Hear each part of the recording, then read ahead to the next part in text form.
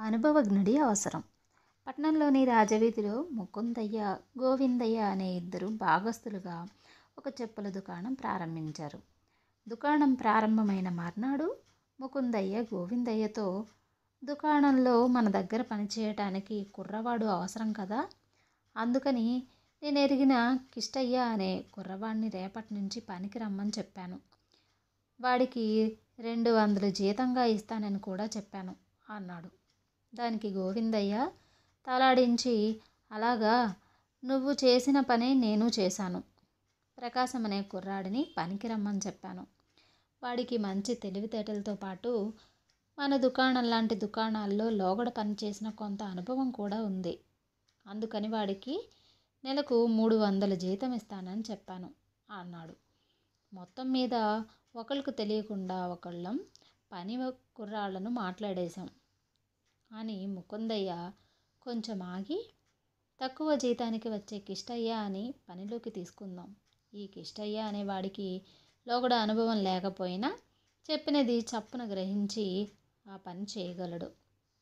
మన దుకాణానికి వచ్చిన బేరగాళ్లకు అడిగిన చెప్పులు వాళ్ళ కాళ్ళ దగ్గర పెట్టడానికి, వాళ్ళు కొనదలిచిన వాటిని పదిలంగా పొట్లం కట్టి ఇవ్వడానికి పెద్ద తెలివితేటలు అనుభవము కావాలనుకోను. రేపు ఆ ప్రకాశం అనేవాడు దుకాణానికి వచ్చినప్పుడు నేను వాడికి ఏదో నచ్చ చెప్పి పంపేస్తాను, నువ్వేమీ విచారించుకో అన్నాడు. 100 రూపాయల తేడా గురించి కాదు, ఇద్దరినీ పనిలోకి తీసుకుని 1 నెల రోజుల పాటు పరీక్షించి పనికొచ్చేవాడిని ఉంచి రెండో వాడిని పంపేద్దాం అన్నాడు గోవిందయ్య. అందుకు ముకుందయ్య సరే అని తల ఊపాడు. మర్నాడు కిష్టయ్య, ప్రకాశం ఇద్దరూ పనిలోకి వచ్చారు. వారం రోజుల తర్వాత ఒకనాడు శ్రీమంతుడైన పెద్ద మనిషి ఒక ఆయన దుకాణానికి వచ్చి మంచి ఖరీదైన చెప్పుల్ని తీసుకున్నాడు. వాటి ధర 60 రూపాయలు.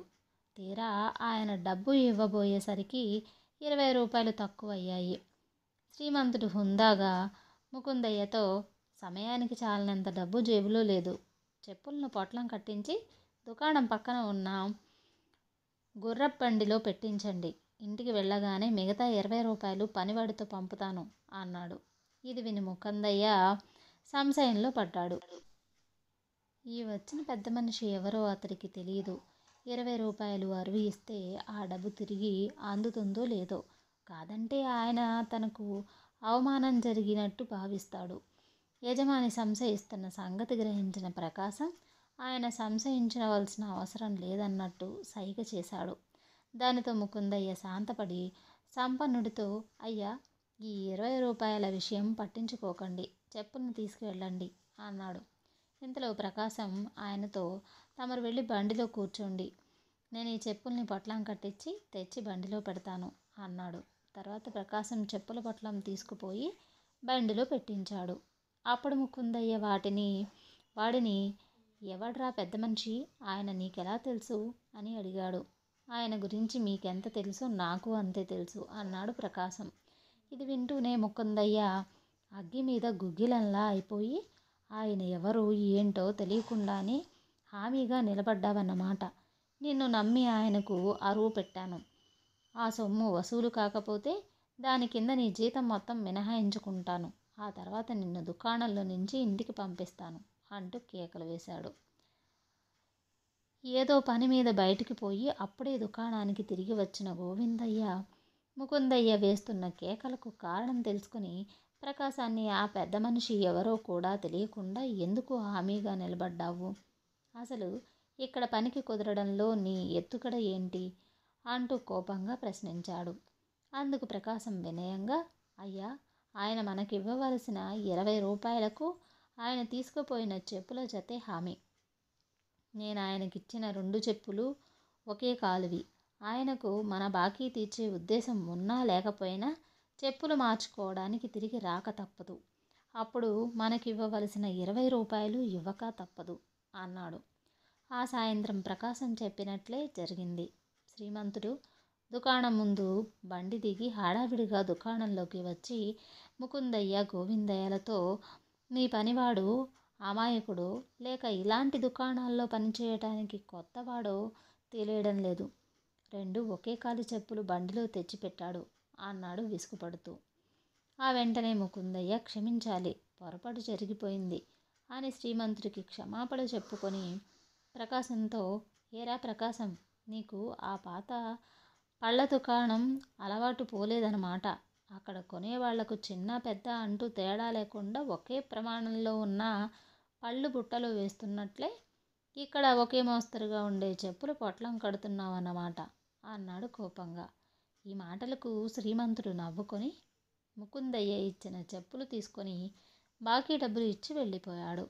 తర్వాత ముకుందయ్య ప్రకాశం తెలివితేటల్ని మెచ్చుకొని గోవిందయ్యతో చెయ్యవలసిన పని ఏదైనా అనుభవజ్ఞుడి వల్ల ఎలాంటి ప్రయోజనం ఉంటుందో ఇప్పుడు నాకు అర్థమైంది. ప్రకాశాన్ని పనికి ఉంచుదాం అన్నాడు. కథ సమాప్తం. కావ్య సృష్టి. సౌవీరదేశపు రాజు చాలా సమర్థుడు. ఆయన పాలనలో ఏనాడు లేని సుఖశాంతులు ప్రజలకు లభించాయి.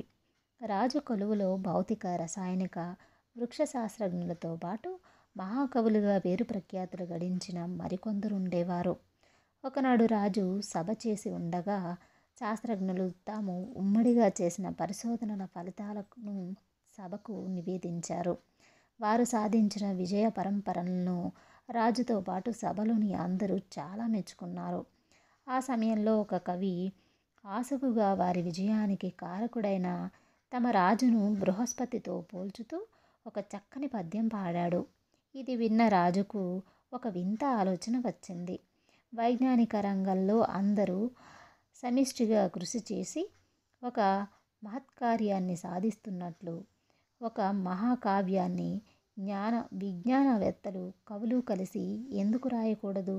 వెంటనే ఆయన సభలో ఉన్న శాస్త్రజ్ఞులు, కవులు కలిసి తన మీద ఒక కావ్యం రాయాలని ఆదేశించాడు. ఇది విని ఒక్క క్షణం ఆశ్చర్యపోయిన మంత్రి గొంతు సవరించుకొని ఏదో చెప్పబోయేలోపే రాజు సభ చాలించి వెళ్ళిపోయాడు. ఆ తర్వాత నెల రోజులకు సభలో శాస్త్రజ్ఞులు, కవులు కలిసి రచించిన పద్యాలు చదవడం ప్రారంభించారు. కొద్దిసేపటికే సభలో కలకలం మొదలైంది.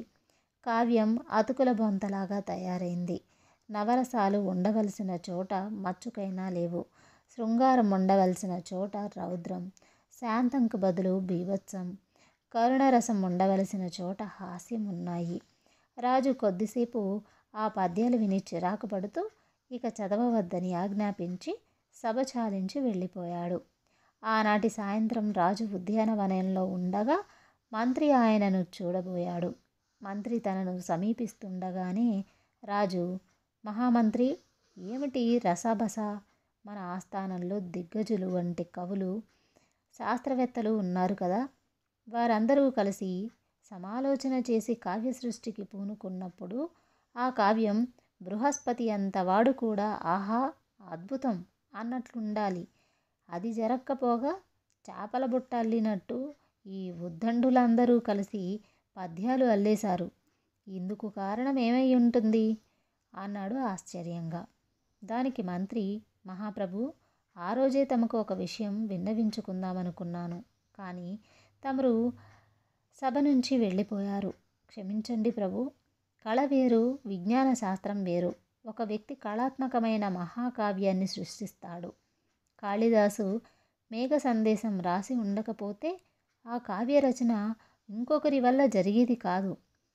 శ్రీహర్షుడి నైషధం ఆయనతో పాటు పోయి ఉంటే అది మన జాతికే తీరని నష్టంగా పరిణమించేది.